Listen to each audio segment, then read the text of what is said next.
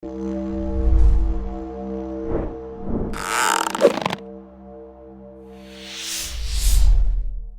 gente. Nosso estudo hoje vai ser em Gênesis, de capítulo 6 a capítulo 8. E hoje nós vamos ver a história de Noé, a história do dilúvio. E é uma história difícil porque nós falamos sobre o julgamento de Deus, falamos sobre o pecado, corrupção que existia no mundo. Mas como todas as histórias, no meio dessas dificuldades, no meio de uma história mais escura, nós podemos ver a mão de Deus e a graça de Deus. E isso é sempre empolgante. Então, só para lembrar um pouco sobre o que está acontecendo, a gente viu a criação, a gente viu a queda. Essa queda, esse pecado que entrou no mundo é o que causou todos os problemas. É o que fez a gente viver nesse mundo de sofrimento e dificuldade, que a gente tem morte e problemas. É tudo por causa de pecado no mundo. Então, a gente viu essas histórias, agora a gente está na terceira história aqui em Gênesis. Essa história mostra para a gente sobre o julgamento de Deus, a justiça de Deus, a forma que Deus vai julgar o pecado. Essa história existe como uma imagem para a gente sobre o julgamento que vem depois também e como a gente pode ser salvo desse julgamento. Então tem muita coisa legal aqui na história, mas como a gente viu só duas histórias e agora, na verdade a gente viu a história de Caim e Abel, que é resultado do pecado que a gente viu em capítulo 4, né? Depois, agora, nós temos em capítulo 6 esse julgamento, mas nós temos que saber sobre o contexto da história. Sim, a gente estudou sobre a criação e a queda, mas agora passou muito tempo. A gente tem em capítulo 5 as gerações, e ele coloca quantos anos que passaram entre cada geração, e nós podemos fazer as contas e passam mais de 1.600 anos da criação até aqui. Então, da criação até aqui, mais de 1.600 anos, e a população, o número de pessoas na Terra cresceu muito.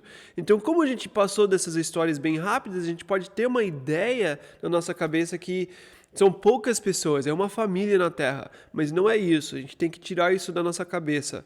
Eles fizeram estudos do tempo de Jesus, tinha mais ou menos 300 mil pessoas na Terra, e hoje, 2.000 anos depois, a gente tem 7 bilhões.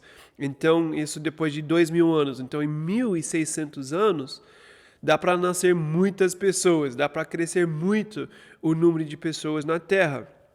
Contando com o fato de ter 900 anos de vida, dá para ter muito mais ainda. Então, não pensa nessa história que é uma família, que é um grupo pequeno de pessoas. Provavelmente tem bilhões de pessoas na Terra quando a Terra vai ser julgada aqui nessa história. Então, só para ter isso na mente. Vamos ver a realidade da situação. Gênesis capítulo 6, e eu quero ler versículo 5, que vai mostrar um pouco sobre o que está acontecendo na terra nesse tempo que Noé está vivendo. Gênesis 6, versículo 5. O Senhor viu que a perversidade do homem tinha aumentado na terra e que toda a inclinação dos pensamentos do seu coração era sempre e somente para o mal. Olha essa frase que a Bíblia fala para a gente. Era sempre e somente para o mal.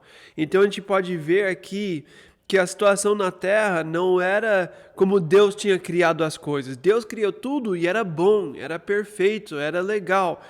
Agora, 1.600 anos depois, a corrupção chegou no mundo inteiro e todo mundo está querendo fazer mal. Ele vai continuar nessa ideia mais para frente, em versículo 11, mostrando o que está acontecendo na terra. E olha o que ele fala aqui, do 11 ao 13. Ora, a terra estava corrompida aos olhos de Deus e cheia de violência. Ao ver como a terra se corrompera, pois toda a humanidade havia corrompido a sua conduta, Deus disse a Noé: darei fim a todos os seres humanos, porque a terra encheu-se de violência por causa deles. Eu os destruirei com a terra.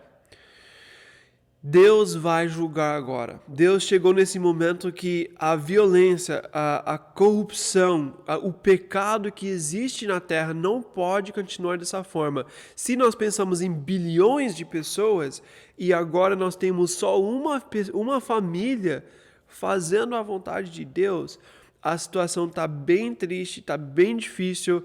E Deus agora tem que entrar nessa história para continuar a humanidade, para continuar com a história de Deus, que Ele quer alcançar o mundo. Existe o perigo de todo mundo estar em seu pecado e esquecer de Deus. Então, essa é a situação do mundo, esse é o que está acontecendo no coração do homem nesse tempo. E não só isso, tem uma outra situação um pouco mais difícil de explicar aqui no começo do capítulo. E é uma coisa que os estudiosos estão sempre conversando, que não temos uma resposta perfeita para essa história. Lembra que eu falei que tem algumas coisas que eu queria saber mais, eu queria entender melhor, mas a gente tem muito pouco que a Bíblia fala sobre esse assunto. Mas aqui em capítulo 4 ele fala: naqueles dias havia nefilins na terra, e também posteriormente quando os filhos de Deus possuíram as filhas dos homens, e elas lhes deram filhos. Elas foram os heróis do passado, homens famosos. Quem são essas pessoas? Quem são esses nefilins que existem na Terra nesse tempo? Nós sabemos que é algo que Deus não aceita, nós sabemos que é contra a vontade de Deus, que é algo que Deus vai ter que julgar, e a gente pode ver isso aqui na história.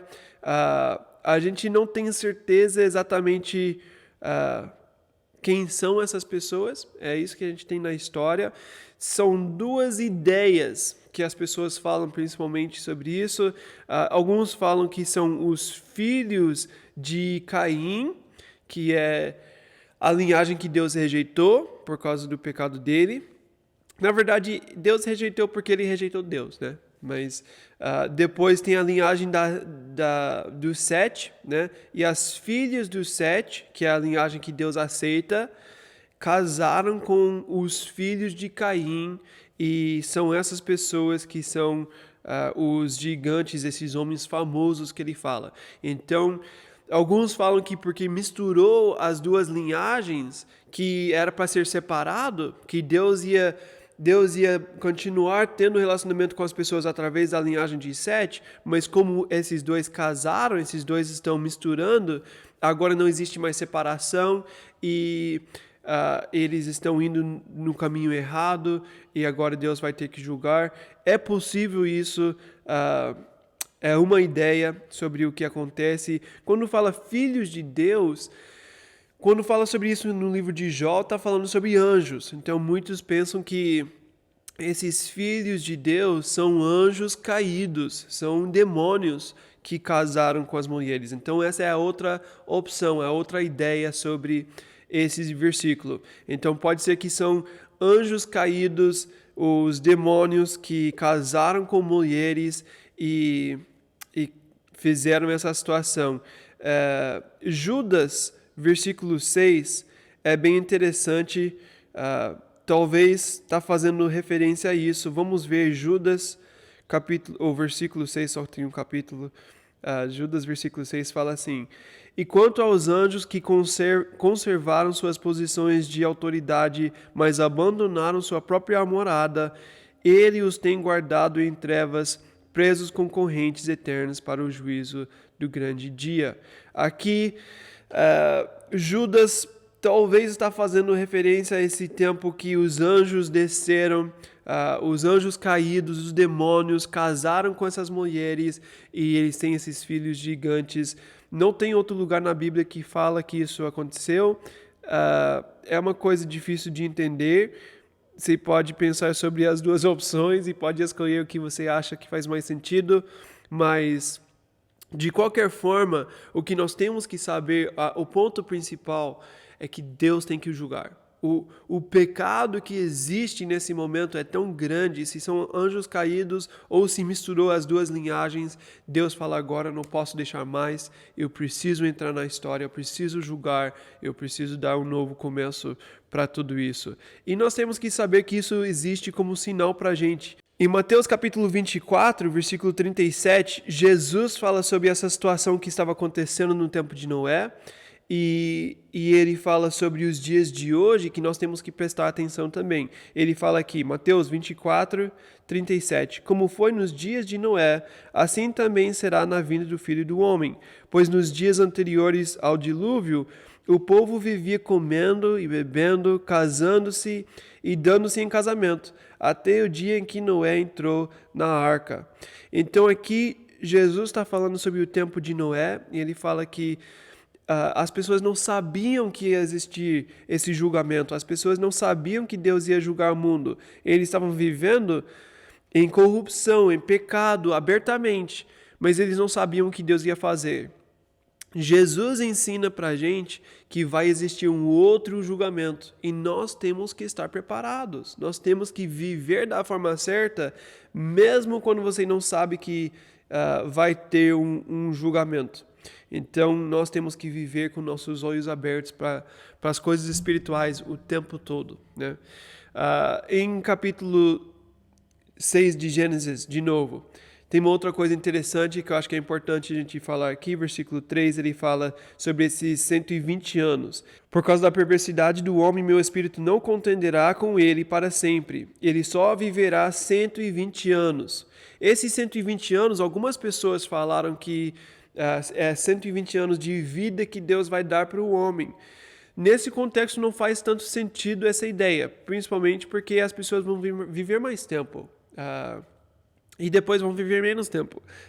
Não parece ser o que Deus está falando aqui. Parece que Deus está falando que Ele vai dar 120 anos, o tempo que Noé vai construir a arca, e depois desses 120 anos, Ele traz o julgamento. Então, Ele deu tempo para a pessoa mudar, para as pessoas na terra que estão vivendo em seu pecado, que eles têm a oportunidade, vendo Noé construir a arca, eles podem ver uma oportunidade de fazer perguntas e perguntar por que Deus, ou por que Ele está fazendo essa arca, e eles têm a oportunidade de mudar, receber a graça de Deus. Então, Deus não vem no momento, Ele deu a oportunidade, Ele deu 120 anos. Versículo 7, Gênesis 6, versículo 7, é uma situação bem triste. A Bíblia fala, disse o Senhor, farei desaparecer da face da terra o homem que criei, os homens e também os animais, grandes e pequenos, e as aves do céu. Arrependo-me de havê-los feito. Muito triste isso. Deus vai ter que julgar toda a humanidade, os animais, tudo que Ele criou. Quando Ele criou era perfeito. A gente viu só alguns capítulos atrás que quando Deus fez, era tudo perfeito, tudo legal. Agora, alguns capítulos depois, passou 1.600 anos, agora Ele tem que julgar tudo porque o pecado destruiu toda a humanidade. Então, Ele fala aqui sobre o arrependimento de Deus. A Bíblia tem que falar numa linguagem que a gente entende. Então, não é que Deus não sabia que ia acontecer essas coisas e agora Ele tem essa surpresa de ver a humanidade da forma que está. Não é isso que está falando, mas Ele está falando numa linguagem que nós podemos entender. É importante saber disso. Deus não tem arrependimento como nós temos. Quando nós falamos de nós mesmos, o nosso arrependimento é quando a gente queria fazer o certo, mas a gente fez errado. E agora a gente está triste porque a gente fez errado. Deus, ele fica triste com a situação, mas não é que Ele não sabia que ia acontecer. E arrependimento, essa palavra no original tem a ideia de mudar de direção. Então, Deus vai mudar de direção. Ele estava deixando o homem no seu pecado, estava tudo acontecendo.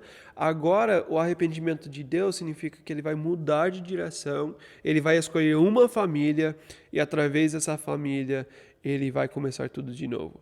Então, só para entender o que significa essa ideia. Em versículo 9, a gente tem essa parte que fala sobre a história da família de Noé. Então, de novo, parece ser uma história escrita. Talvez Noé escreveu isso da perspectiva dele, escreveu tudo o que aconteceu e deixou para Moisés para ele colocar na Bíblia depois. Versículo 9 fala: Noé era um homem justo e íntegro entre o povo da sua época, comparado com os outros, né? Ele era muito bom, mas ele ainda não é perfeito. Temos que saber que não tem ninguém perfeito, mas ele aqui fala, andava com Deus. Ele obedecia à lei moral, ele sabia o que Deus aceita e ele andava com Deus, diferente do resto do mundo. Então, por isso que Deus escolheu ele para começar tudo de novo, pensando que agora vai dar certo, agora vai ser diferente, agora vai ter um novo começo. A gente vai ver que não vai resolver tudo. Mesmo sendo um homem justo, a natureza ainda existe. Nós nascemos na semelhança de Adão e a gente vai ter essa mesma natureza de pecado. Versículo 14, Deus fala com Noé e ele fala: você, porém, fará uma arca de madeira. E ele fala como vai ser, ele vai dando as instruções em como fazer a arca. Ele fala que Noé vai fazer. É interessante aqui nesses capítulos sobre o dilúvio ver que Deus é soberano, Deus vai fazer sua obra, Deus vai julgar, mas também vai trazer salvação, Deus vai mostrar graça e Deus está agindo na história. Ao mesmo tempo, Noé tem responsabilidade. Ele tem que fazer sua parte. Então a gente está vendo esse equilíbrio perfeito que muitas vezes a gente pode focar num lado ou no outro. Na responsabilidade do homem só, e a gente só pensa nisso, e eu tenho que fazer tudo, e eu preciso produzir, e minha responsabilidade. Ou a gente pensa no outro lado que Deus é soberano, Deus faz tudo, Deus é suficiente, e eu não penso na minha responsabilidade. Na Bíblia, a gente pode ver essas duas ideias trabalhando juntas para o nosso bem. Deus é soberano, Deus tem um plano, Deus está agindo. Ao mesmo tempo, eu tenho responsabilidade, eu preciso fazer minha parte. A gente não pode tirar um lado ou o outro.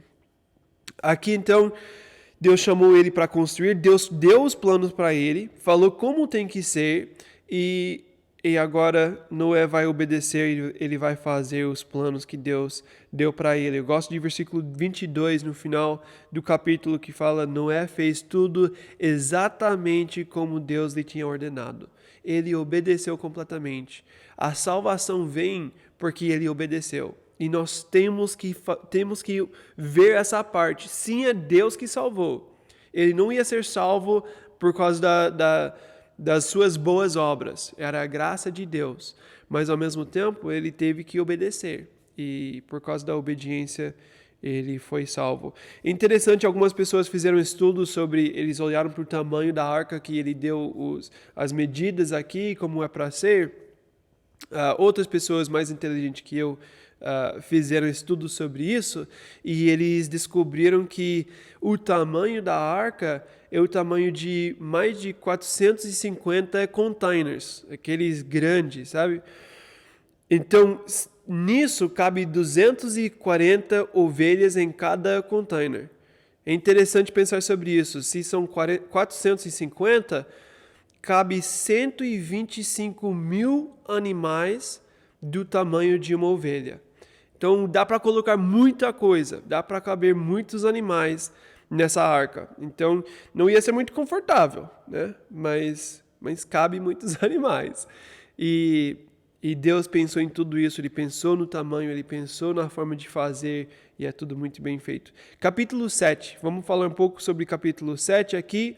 De novo, a gente pode ver o equilíbrio, como a gente tinha falado antes. Versículo 1 fala assim: Então o Senhor disse a Noé: Entre na arca, você e toda a sua família, porque você é o único justo que encontrei nessa geração. Versículo 2: Leve com vocês 7 casais de cada espécie de animal puro. Então, ele está falando sobre a responsabilidade de Noé. Ele tem que entrar, ele tem que levar com ele os animais, ele tem que preparar a arca, ele tem responsabilidade. Deus está falando para ele o que ele tem que fazer. Depois, a gente vai ver que é Deus que vai trazer. Versículo 15, fala assim: casais de todas as criaturas que tinham fôlego de vida vieram a Noé e entraram na arca. Então a gente tem os dois lados da história. Noé tem responsabilidade de preparar tudo, ele tem que fazer a arca, ele tem que entrar na arca, ele tem que abrir a porta, mas Deus vai trazer os animais, o trabalho que Noé não ia conseguir fazer. Ele não tem a capacidade de ir atrás de todos os animais, capturar cada animal e levar para a arca. Deus colocou isso no coração dos animais. Interessante isso. O que era impossível para o homem, Deus fez. Se Noé tinha pensado, isso aqui eu não posso fazer, então não vou fazer nada, não ia acontecer a obra. Nós temos que saber que Deus vai fazer o impossível, mas eu preciso fazer a minha parte. Eu preciso fazer o que é da minha parte. E aqui em capítulo 7 a gente pode ver esse equilíbrio que tem os dois lados, né? Obediência e responsabilidade, e a soberania e o poder de Deus. Então aqui começa só uma coisa aqui antes, quando ele fala sobre o animal puro e impuro, a gente não tem escrito qual que é o animal puro e impuro. Na lei de Moisés, depois ele vai falar sobre isso, mas nesse tempo a gente não tem nada escrito que fala sobre quais são os animais puros e impuros, mas Noé sabe. Ele ouviu de Deus, ele tem a certeza de quais são os animais que ele precisa levar. Então, ele obedeceu. De novo, versículo 5, Noé fez tudo como o Senhor lhe tinha ordenado, então ele obedeceu completamente. Depois vem essa história do dilúvio, que vai ter água que saiu do chão, vai ter água que saiu de cima, que essa água que a gente falou na criação que existia em volta da terra, caiu água de cima, saiu água por baixo, encheu o mundo em 40 dias e era muita água. Eles pensam que na violência de toda essa água é o que mudou completamente o mundo inteiro. Talvez antes disso era aquela coisa de Pangeia, de todo o mundo estar num lugar só, né? Todos os continentes, é continentes que fala? Todos os continentes juntos e não separados ainda.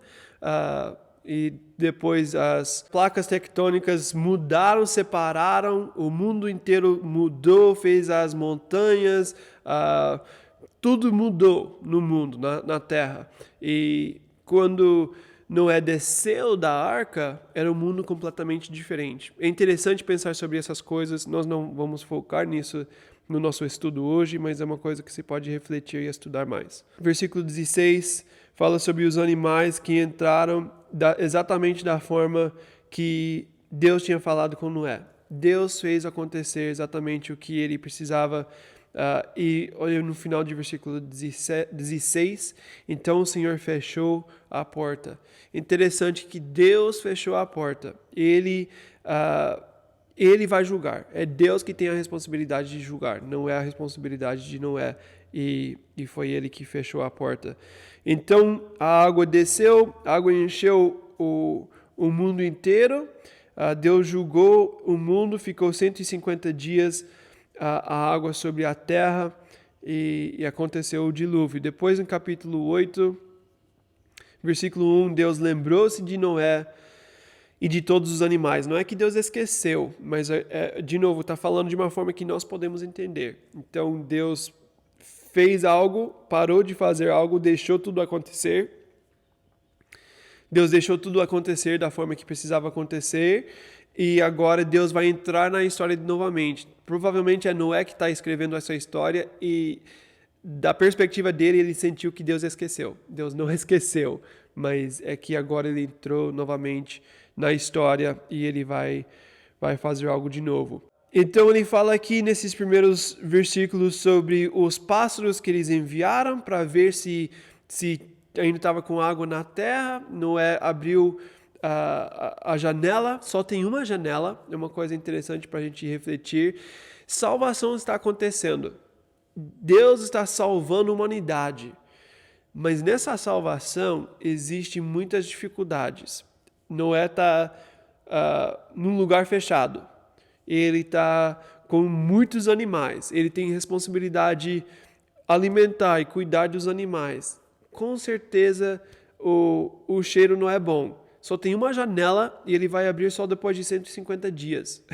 Então ele ficou esse tempo todo num lugar fechado com todos os animais, fazendo suas necessidades, né? Comendo, e ele tem que alimentar, ele tem que limpar, ele tem que, né, fazer alguma coisa com tudo que eles estão produzindo, né? Imagina o trabalho dessa família que está cuidando de todos esses animais. A gente comentou que podia ter 120 mil animais do tamanho de uma ovelha. Imagina ele cuidar de todos esses animais por esse tempo todo na arca. Então a salvação está acontecendo. Mas durante esse processo existe responsabilidade, existe trabalho, existe sofrimento. É uma imagem para a gente. Nós temos a certeza de salvação. Deus vai julgar o mundo. Nós sabemos que nós vamos ser salvos desse julgamento. Mas nesse processo de salvação, a gente tem que lidar com as dificuldades desse processo, desse tempo que estamos aqui. Então a gente pode ver isso como uma imagem para a gente, que a gente tem que ter perseverança na dificuldade, porque a gente sabe que Deus ainda está agindo. Então, ele sofrendo por todo esse tempo, mas agora ele está mandando os pássaros para ver se eles vão conseguir achar um lugar para ficar, para ver se eles podem abrir a porta para sair da arca. E depois de mais tempo eles vão conseguir, eles ficam 1 ano na arca e depois eles podem sair da arca e eles podem voltar para esse mundo novo que eles vão conhecer agora. Em versículo 17, ele fala: faça que saiam também todos os animais que estão com você, as aves, os grandes animais e os pequenos que se movem rente ao chão. Faça-os sair para que se espalhem pela terra, sejam férteis e se multipliquem. Agora é o novo começo. Só tem esses animais, só tem essas pessoas e Deus vai começar tudo de novo. Eles vão ter um novo começo na terra. E a gente gosta da ideia de que vai ser diferente agora. Mas eles vão continuar com as mesmas dificuldades, com a mesma natureza. E é uma nova oportunidade, mas as mesmas pessoas vivendo no mundo. Depois, versículo 20, depois que Noé viveu por todo esse tempo, ele conseguiu passar por toda a dificuldade, ele saiu da arca, Deus cuidou dele, Deus deu para ele essa salvação. Saindo da arca, a primeira coisa que ele faz no versículo 20, depois Noé construiu um altar dedicado ao Senhor e tomando alguns animais e aves puros, ofereceu-os como holocausto, queimando-os sobre o altar. A primeira coisa que ele faz, ele ofereceu um sacrifício, ele queria glorificar Deus, porque Deus tinha feito a obra aqui. Noé fez sua responsabilidade, ele obedeceu, mas ele sabe que a obra principal foi de Deus. Deus que salvou Noé, e ele entendeu isso, ele reconheceu que foi a obra de Deus na vida dele. Então ele faz esse sacrifício, esse holocausto para lembrar quem Deus é e o cuidado de Deus na vida dele. E é muito importante ter gratidão. Quando Deus faz sua obra em nossas vidas, às vezes nosso foco está na nossa dificuldade, nos nossos problemas, mas nós temos que lembrar que Deus é fiel e Deus fez uma obra e eu preciso ser grato por isso, como Noé mostrou esse exemplo para a gente. Então, nesse tempo de julgamento, nós podemos ver a graça de Deus. Deus foi fiel. Deus salvou a humanidade através de um homem justo. E Deus vai dar um novo começo e nós vamos ver o resultado disso nos próximos capítulos. Mas essa foi a história de Noé. Tem mais coisas para refletir, para pensar. Então você pode continuar pensando e refletindo mais nesses capítulos. Mas é isso para o nosso estudo hoje. Deus abençoe.